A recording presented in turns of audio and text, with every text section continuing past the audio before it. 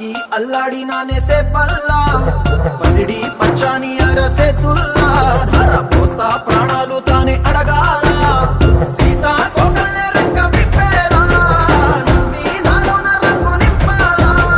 మళ్ళీ అందాల సిగ్గు మళ్ళీ గంధాలు మీద జల్లి నన్ను ముంచి వేసేనే